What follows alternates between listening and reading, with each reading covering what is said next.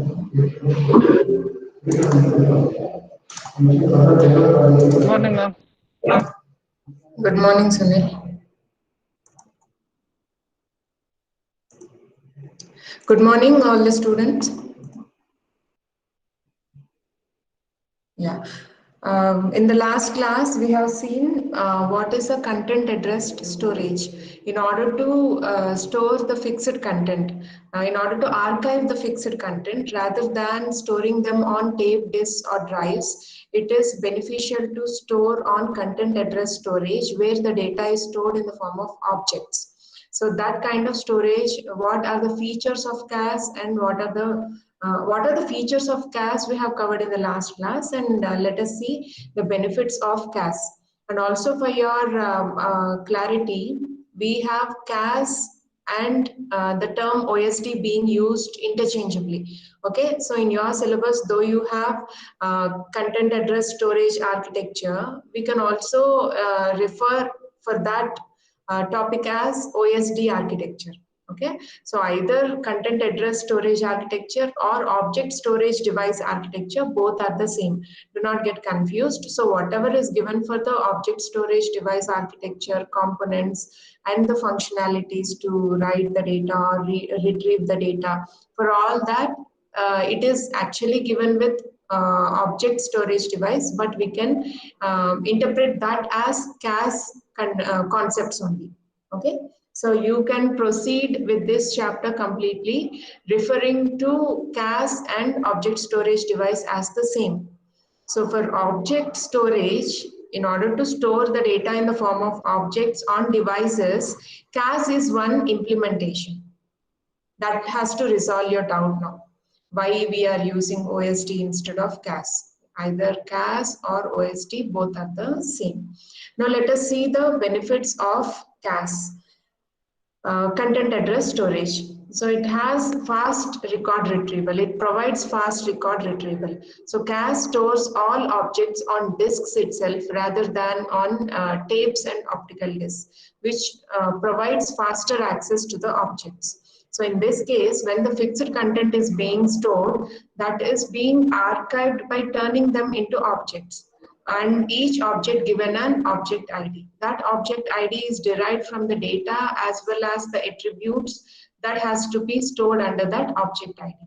Okay, so this objects, the data to be stored as objects are stored in the form, are stored on disks, which will provide faster access because the mounting and the mounting of the disk as well as the directory structure, sorry, not the directory structure, the object hierarchy will be easier for us so that quickly we can access the data. So CAS stores all objects on disk, which provides faster access to the objects compared to tapes and optical disks, where it is stored on a secondary storage device, and in order to mount them onto the machine where we are using it, through which we want to access the data, in order to mount it and then load the directory structure onto the primary access and then access the data, that will take large amount of time. But CAS, because it is stored, because the data is stored in the form of objects on the disks itself, it is fast to access the objects when compared to this tapes and optical disks. And load balancing is also provided by CAS. CAS distributes objects across multiple nodes to provide maximum throughput and availability. So not only on a single machine, but objects are mirrored or parity provided on multiple machines. They provide the parity or they provide the mirrored copy on multiple disks, multiple nodes, so that maximum throughput can be provided. You already know what is throughput, right? Throughput is the speed at which the instructions are executed. The number of instructions executed per unit of time is called as throughput. Now, to that maximum throughput can be achieved and availability can be provided by using this CAS, which provides us load balancing. So instead of one single node providing us with respect to the input and output services with respect to the input and output, that load can be balanced across multiple nodes so that the data can be retrieved from one node accessed, written to another node, so that both of them will again try to achieve the integrity of the data also. Okay, so through this load balancing, it is easy to achieve maximum throughput and availability of the data. Now, scalability is also provided because CAS allows the addition of more nodes to the cluster without any interruption to data access and with minimum administrative overhead. So if you want to increase the capacity of your content address storage, so if you want to add more amount of fixed content, if you want to archive more amount of fixed content, then if the existing capacity is not enough, you can scale up the capacity of your content address storage by adding more nodes to the cluster that is already existing. But this can be done without interrupting the data access or with minimal administrative overhead. Means there is no hierarchy of tasks that have to be performed in order to increase the capacity of the cluster. You can do it without any interruption to the data access, and at the same time lots of functionalities are not required in order to scale up. Very easily it can be done with minimum administrative overhead. And event notification is also provided. How is that? CAS continuously monitors the state of the system and raises an alert for any event that requires the administrator's attention. You know that clusters have lots of nodes working in parallel, and if at all any node fails, it is very hard to locate and restore the functionality of that node. But in this case, CAS continuously monitors the state of the system and raises an alert for any event that requires the intervention or that requires the attention of administrators in order to manually fix that anomaly. And the event notification is communicated to the administrator through SNMP or SMTP or email, by using simple main transfer protocol, or by sending a simple email. That administrator can be notified about that misfunctionality, and immediately it can be attended by that administrator in order to restore it and put it back into action. Another benefit is self-diagnosis and repair. Content address storage systems automatically detects and repairs corrupted objects and alerts the administrator about the potential problem.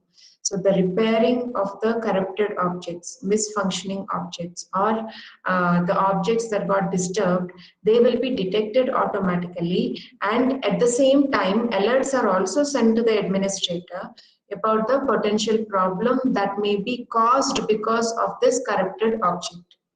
And CAS systems can be configured to alert remote support teams who can diagnose and repair the system remotely, not only on site, but if at all any problem arises at a remote site, still CAS systems have the configuration to alert remote support teams who can diagnose and at the same time repair from a remote location itself. They need not be on site in order to perform the restoration or repair task. It can be done remotely also. That is the flexibility of this content address storage.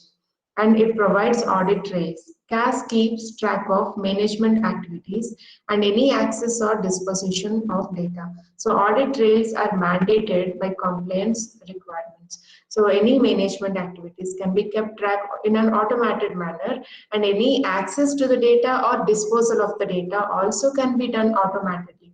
Say if you assign some term of active period for an object. For that term, the object will be available to the user. Once that term expires, then that object will be automatically disposed along with the data it is storing.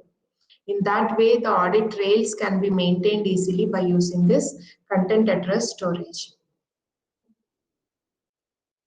Now, what are these content address storages? They are implementations of object-based storage.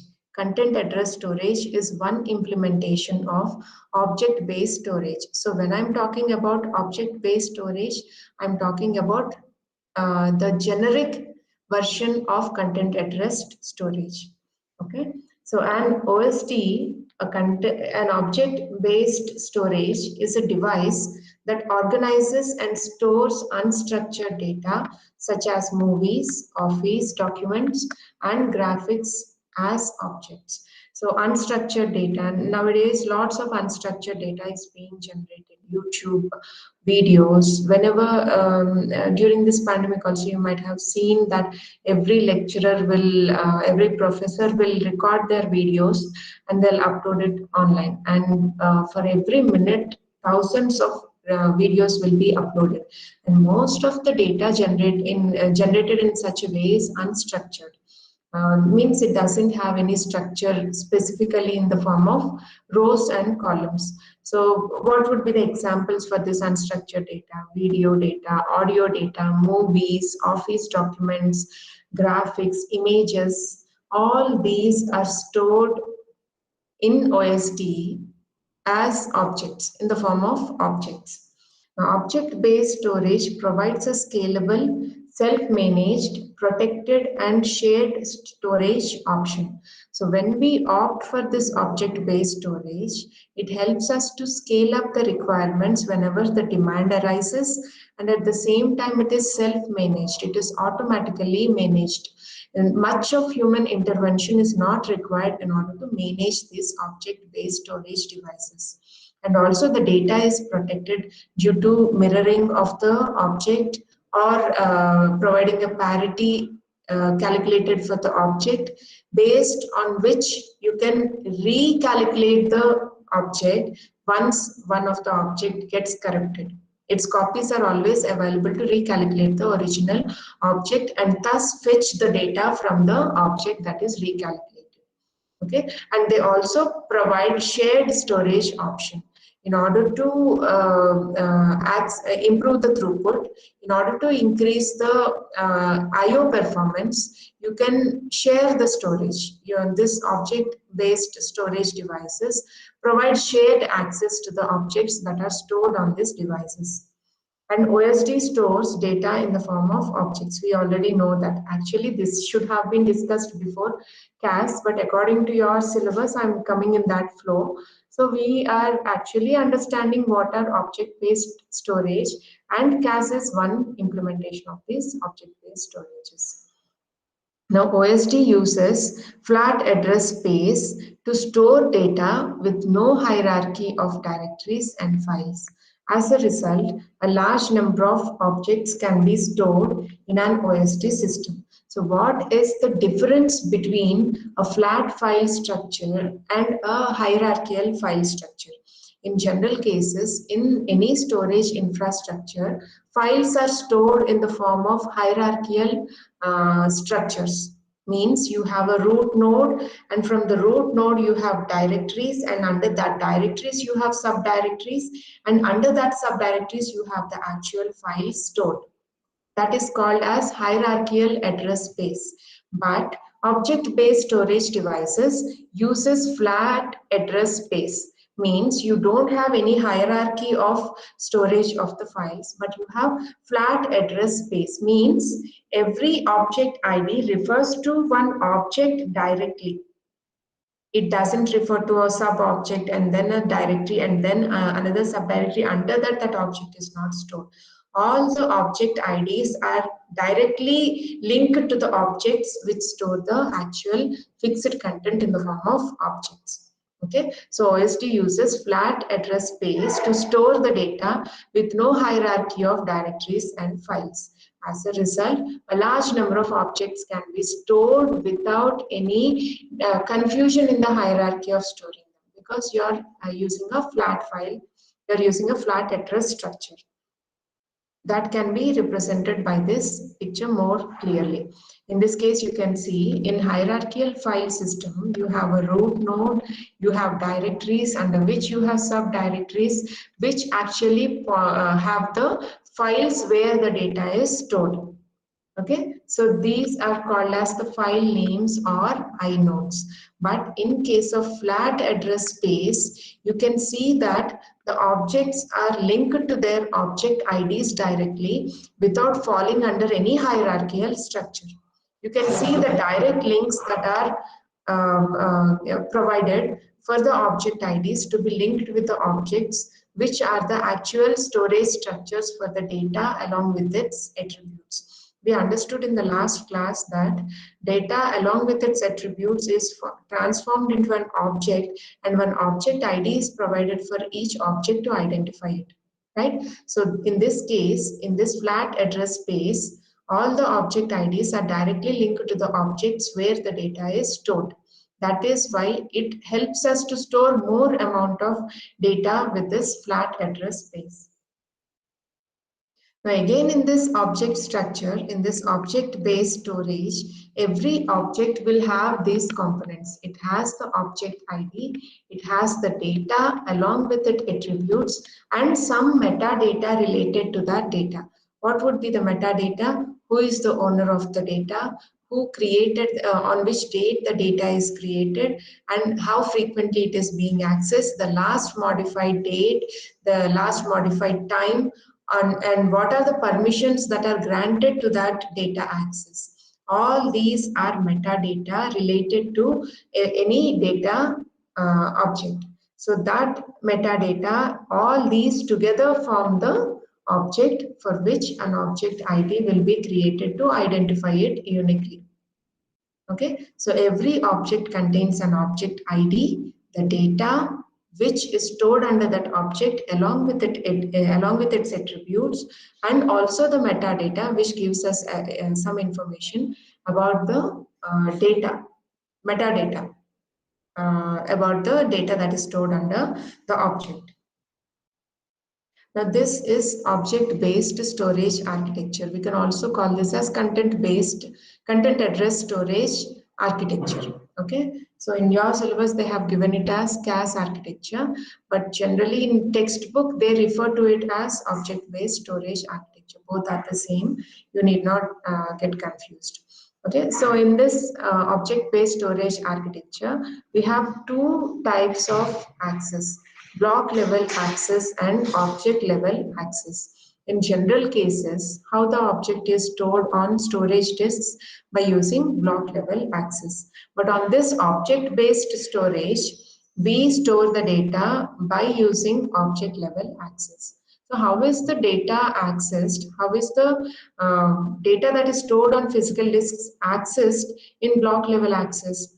When the application sends its IO requirement, when the application generates its IO requirements, means input output requirements, either to input the data to the disk or extract, retrieve the data from the physical disk, then the system call interface, it does that passing of IO requirement through the system call interface, where the file system user component, where that request, where that IO request is passed through the system call interface to the file system user component, which further contacts the file system storage component.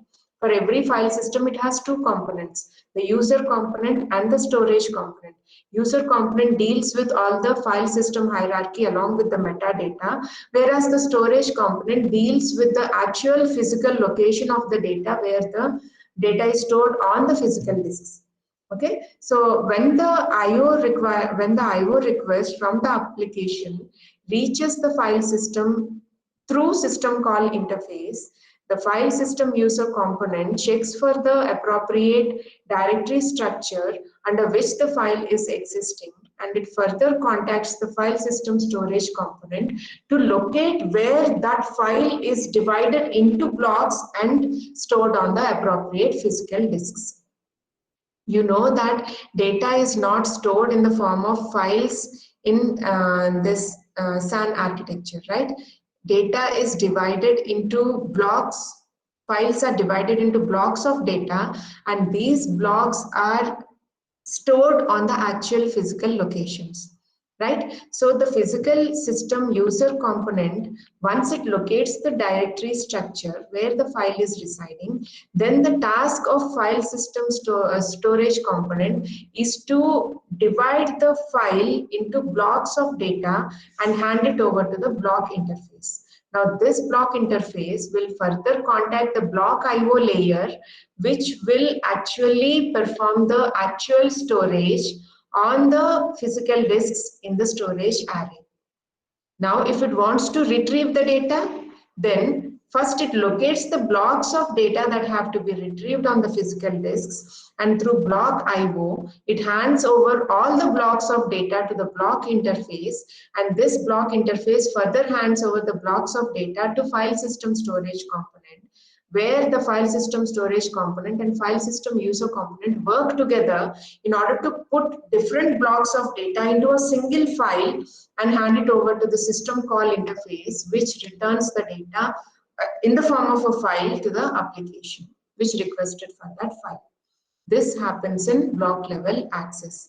But what does object level access do? How does the object level architecture works? How does the object-based storage architecture works to perform object level access of the data?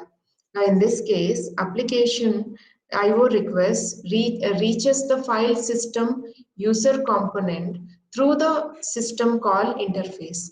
Now, when the file system user component gets the file that has to be stored or gets the details of the file that have to be retrieved, it further contacts the object storage device interface. Every object storage device has a specialized operating system which executes this object-based storage, object-based storage specific protocols. So over that, there is another layer called as OSD interface. So file system user component first contacts the object storage device interface, which in turn interacts with object storage devices storage component. Okay, in general cases, the storage component deals with blocks of data, but here we don't have blocks of data in object-based storage. We have data stored in the form of objects rather than blocks. Okay, so this object storage device, storage component, this is responsible to work with block IO to convert the blocks of data into object storage, and that objects are stored in the actual physical disks. Now, when a file have to be served to the client, in such cases, first the object is retrieved and they are collected as blocks, and further those blocks are handed over to the file system user component, which will make them into appropriate files to pass it on to the application when requested for a file. This is how block level access works. Object level access works. In block level access, the data is accessed in the form of blocks, but in object level access, there is one more extra layer which converts the block level access into object level access by referring to the appropriate object IDs, and that objects are retrieved, converted into blocks, and further converted into a file and handed over to the application when it requests for that file. Now, what are the components of object storage devices? The object storage system is typically composed of three key components. What are those components? The nodes, which may be servers, private network, it may be LAN or SAN or IP, whatever it is. Okay, the private network, it depends on the scale of the devices that are included into the architecture. Based on that, the span of the network increases, and the storage. So the three important components of object storage device are the nodes, the private network over which the connections are made, and the storage where the actual data is stored. So the OSD node has two key services which are provided by them. That is the metadata service and the storage service. So when a file has to be stored, the metadata for that file is created and converted into blocks, which is further converted into objects and stored on the appropriate storage disks on the storage arrays. Okay, so in this case, you can see the application server interacting over the internet protocol, IP network. The application server over the IP network, it will interact with the object storage device system. Now, what does this object storage device system offer? It offers the metadata service, it offers the storage service through an OSD node. So whenever an application server has to interact with the storage device, that has to be done via an OSD device, object storage device node.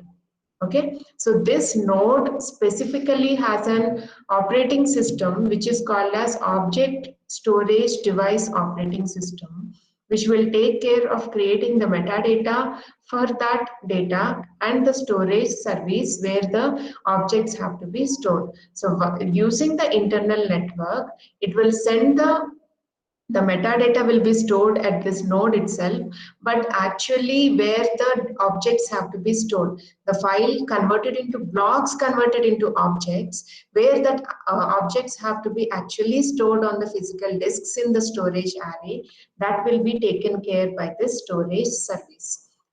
This storage service will send the objects to be stored via the internal network onto the storage disks where the objects are actually stored. So one thing you need to understand is in object storage devices, you have object level access. You have the data stored in the form of objects rather than in the form of blocks or files.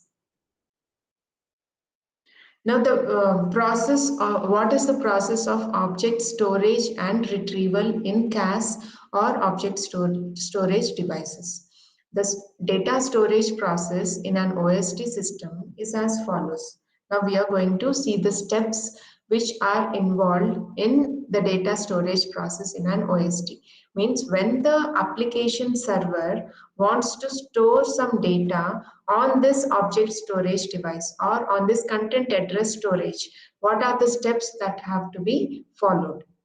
Now, the application server presents the file to be stored to the OSD node, right? So in this case, this application server will present the data to be stored to the OSD node. This is the OSD node. So the application server presents the file to be stored, actual file which contains the data to be stored to the OSD node. Now the OSD node divides the file into two parts. Why is that so? Because the file contains the data, actual data along with the attributes and the metadata related to the data. So that OSD node has two different services, metadata service and the storage service. So it deals with them separately. Okay, so the OSD node divides the file into two parts, the user data and the metadata. The user data is the actual data that has to be stored, and metadata gives us the details about the file permissions and other kind of crude data about the original data. So the OSD node generates the object ID using a specialized algorithm like hashing algorithm.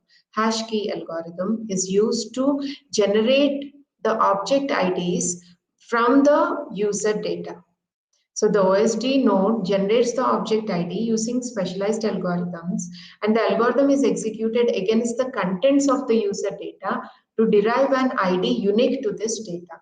So the derivation, how this unique ID, object ID is calculated, it is not given a random number, but a hashing algorithm is executed on the contents of the user data in order to derive a unique ID which is unique to that particular data itself. So every user data has the data along with its attributes. Now these two together are used in order to generate an object ID which is unique to that particular data. Now for future access, the OSD node stores the metadata and object ID using the metadata service. If at all these nodes, that is why we store the data to access it in future. Now for future access, the OSD node stores the metadata about the data and object ID using the metadata services. So the metadata service is responsible to store the metadata service is responsible to store two kinds of information. One is the metadata about the file and object ID of the data in the file. So these two details are stored with the metadata service.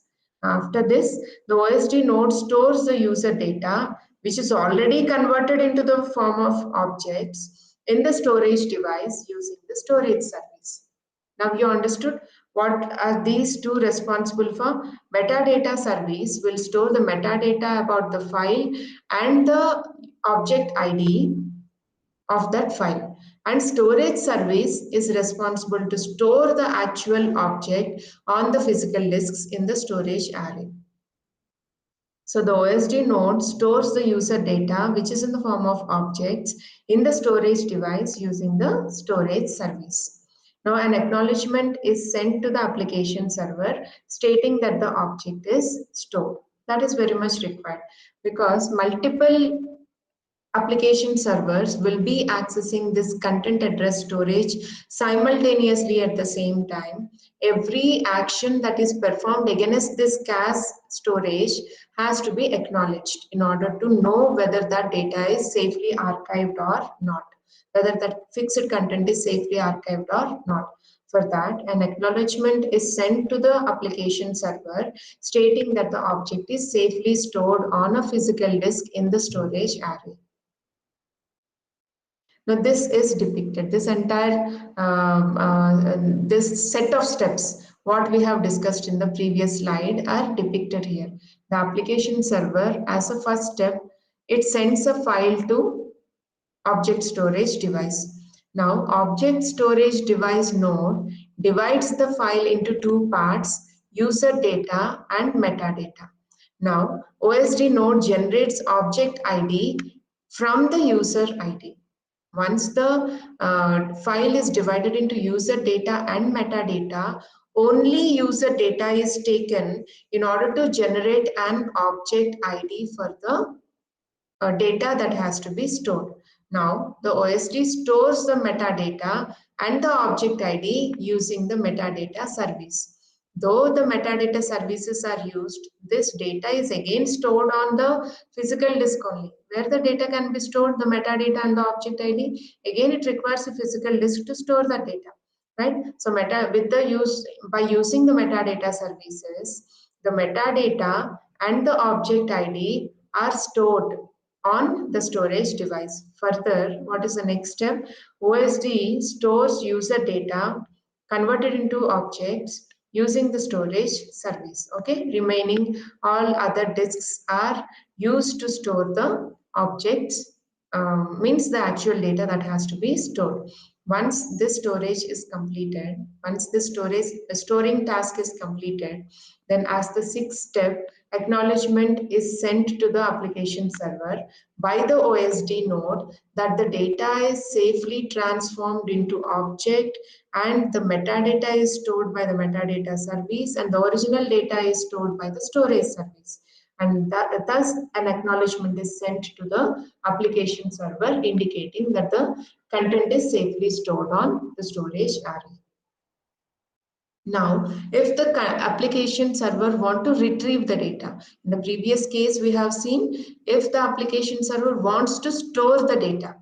Now, if the application server wants to retrieve the data that is already stored in content address storage, then what are the steps that have to be followed? The process of data retrieval from OSD is as follows. What is that? The application server sends a read request to the OSD system. The application server wants to access the data and read the data that is stored in content address storage. So the application server sends a read request to the OSD system and the metadata service retrieves the object ID for the requested file. Okay, so the first component that comes into picture in order to serve the read request is the metadata service. Without the metadata service, it is like a blindfold search to search for an object. Metadata service will give us, it is like a directory which will give us the address of where that particular data is stored in the form of object. So the metadata service retrieves the object ID for the requested file. First the object ID is retrieved and the metadata service sends the object ID to the application server. Okay, now whichever file is requested to be read, Now that file's object ID is retrieved by the metadata service, and that object ID is sent to the application server. Now the application server sends the object ID to the OSD storage service. Means we can see that this metadata service and storage service are not interacting with each other, but they are interacting via the application server. So the application server, once it gets the object ID from the metadata service, it further sends the object ID to the OSD storage service for object retrieval. Now the OSD storage service retrieves the object from the storage device, and the OSD storage service sends the file to the application server. These are the steps that are followed. This can be better understood from this figure. When the application server requests file from the OSD, the metadata service locates the object ID for the requested file, and it sends that object ID to application server.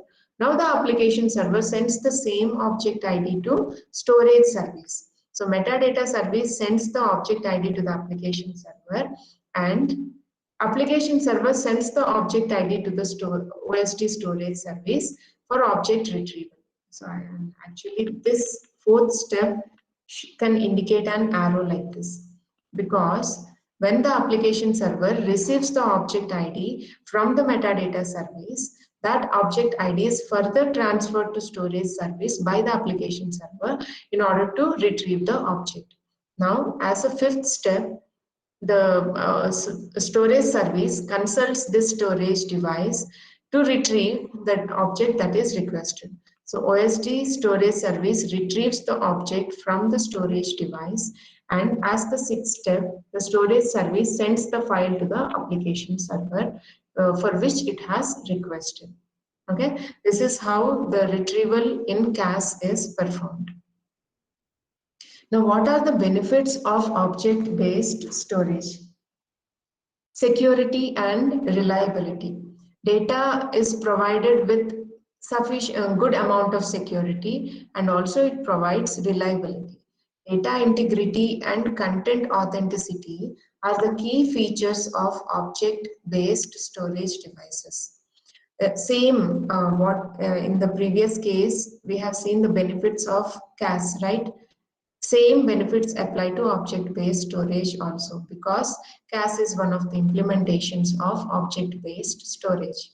So security and reliability are one of the benefits, because data integrity and content authenticity are the key features of object-based storage devices. So whenever the data have to be accessed, immediately it will validate the object ID before the content is served to the application server or the client.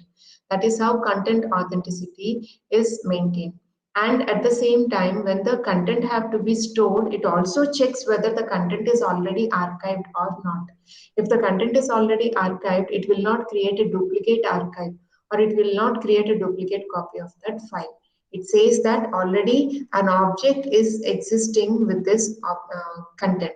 So the file can be stored once again.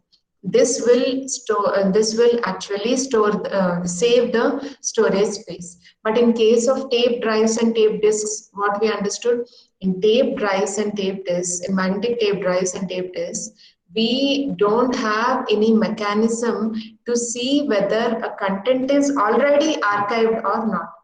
That is why there is a danger of re-archiving the fixed content again and again without knowing. Maybe multiple people may archive the same content and store them on tape drives where the storage space is wasted. But that kind of drawback has been overcome in this object-based storage, because every data has an object ID calculated on the data that has to be stored. So whenever the same data comes to be stored once again the object ID is calculated in the same manner, and the same object ID will be generated. So it checks the existing object ID and says that there is already one object ID with this identifying name. So this content is already archived. So this can't be archived anymore. That is how it takes care of data integrity and content authenticity to provide security to the data as well as making the data reliable. The another benefit is platform independence. Objects are abstract containers of data, including metadata and attributes. Now, this feature allows objects to be shared across heterogeneous platforms locally or remotely. So, if you want to transfer the data, rather than transferring entire data, you can just transfer the object that is calculated out of the data. So, this will make the data to be shared across heterogeneous platforms. Data is compatible enough to be shared across heterogeneous, multiple different version platforms. And this platform independence capability makes object-based storage the best candidate for cloud computing environments. In cloud computing environments, you pass data across different platforms. In such cases, rather than transferring the data as it is, if you transfer them in the form of objects, they'll be compatible enough to be stored on different platforms or environments. And it also provides scalability. Due to the use of flat address space, object-based storage can handle large amounts of data without impacting the performance. So if you want to scale up, immediately that can be done without interrupting the actual, without disrupting the actual structure of the data or without interrupting the actual processing of the data. So this is because of the flat address space.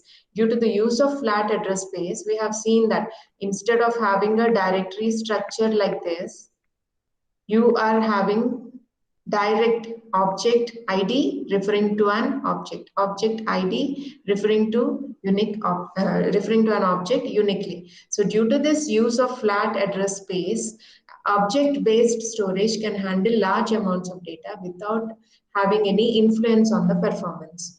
And both storage and OSD nodes can be scaled independently in terms of performance and capacity. So when you want to scale up the storage or when you want to include more number of OSD nodes, both can be done independent of each other in terms of increasing the performance or capacity of your entire object-based storage structure. And it is highly manageable. Object-based storage has an inherent intelligence to manage and protect the objects. It manages the objects, it doesn't create redundant objects, and it protects the objects at the same time by mirroring the objects or by creating parity checks for the objects. So that if at all any object is corrupted, still mirror copy will be available, or still the object can be recalculated from the parity that is stored for that object. This is how it is having some intelligence, inherent intelligence, in order to manage and protect the objects that are stored in these object-based storages. It uses self-healing capability to protect and replicate objects. So it heals itself automatically. It tries to repair itself. It tries to restore itself automatically in order to protect and replicate the objects. And policy-based management capability helps OSD to handle routine jobs automatically. What would be the routine jobs? Say the data have to be stored for this much amount of time. After this time, the object have to be disposed. If everything has to be done by human intervention, it becomes a tedious process. But because of policy-based management, you can assign, based on the policy, you can assign duration of storage for each of the objects. And once the duration expires, automatically it can be disposed. So such kind of routine job handling can be done automatically by using this object-based storage. So these are the benefits of object-based storage. So with this, we have completed the concept about object-based storage and its implementation as content-addressed storage. So we have seen all the architecture, the components of the architecture, different layers in the architecture, and how the object storage and retrieval happens with respect to this object-based storage.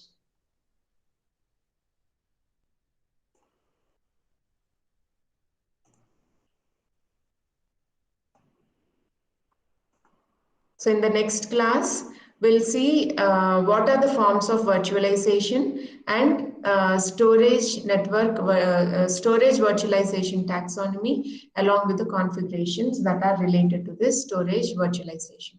Once we complete this storage virtualization topic, we can go to the next chapter, that is business continuity, backup and recovery.